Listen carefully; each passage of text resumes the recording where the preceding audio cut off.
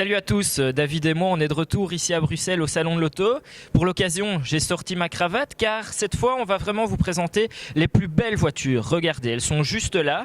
Vous avez des Rolls-Royce qui sont pour le moment encore bâchées et juste ici devant vous, l'une des premières mondiales de ce salon Dream Cars. Je vous en parle dans quelques instants. Bienvenue au Salon des voitures de rêve 2015.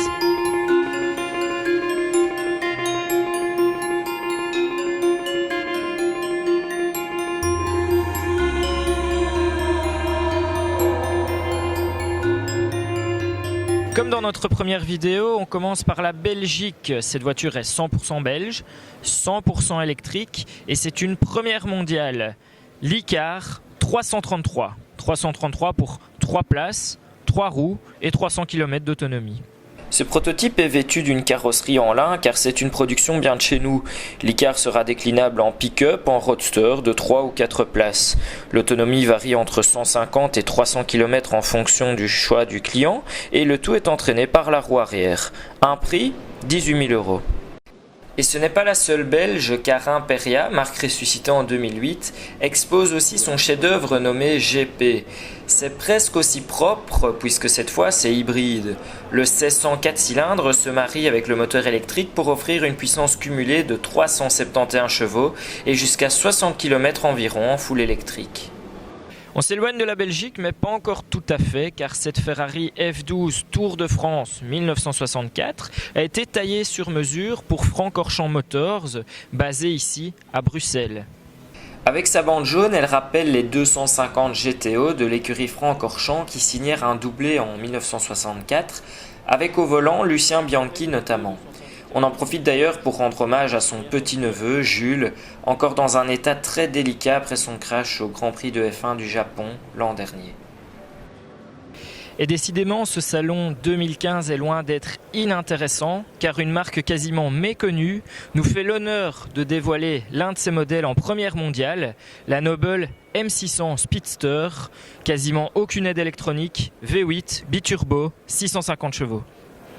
Un peu comme la remplaçante de la MP4 12C chez McLaren, la 650S, ce qui signifie environ l'entrée de gamme pour la marque britannique. Et au moins, ça ne porte plus le nom de code tarabiscoté d'une Formule 1. Et en plus, 650, ça annonce directement combien de chevaux sont sous le capot.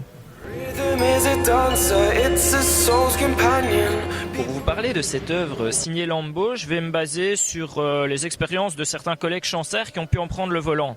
Apparemment, les limites de cette voiture seraient très lointaines. Il serait dur de la prendre en défaut. Et pour la nouvelle Audi R8, c'est pas mal. Pourquoi ? Car cette Huracan et la future R8 partageront le même châssis.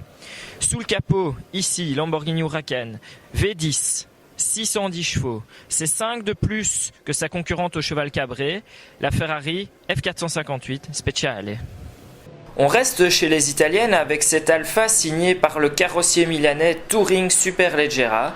Je ne dis rien, je vous laisse tout simplement admirer.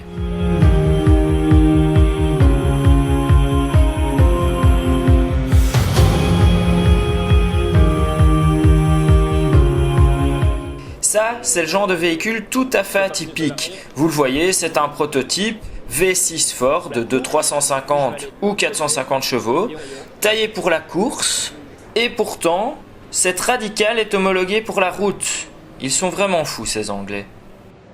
Et dans le genre atypique et toujours british, il y a aussi cette Jaguar F-Type passée à la salle de muscu. Mais ce n'est pas qu'esthétique, le V8 habituel de 550 chevaux est gonflé à 575 chevaux pour cette version bodybuildée qui va seulement entrer en production.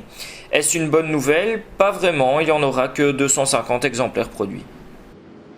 Le meilleur pour la fin, cette Porsche est l'une des 3 hypercars du moment. Sous le capot, 887 chevaux. Et même avec ça, c'est la moins puissante car ses concurrentes s'appellent McLaren P1, 916 chevaux, et Ferrari LaFerrari, 963 chevaux.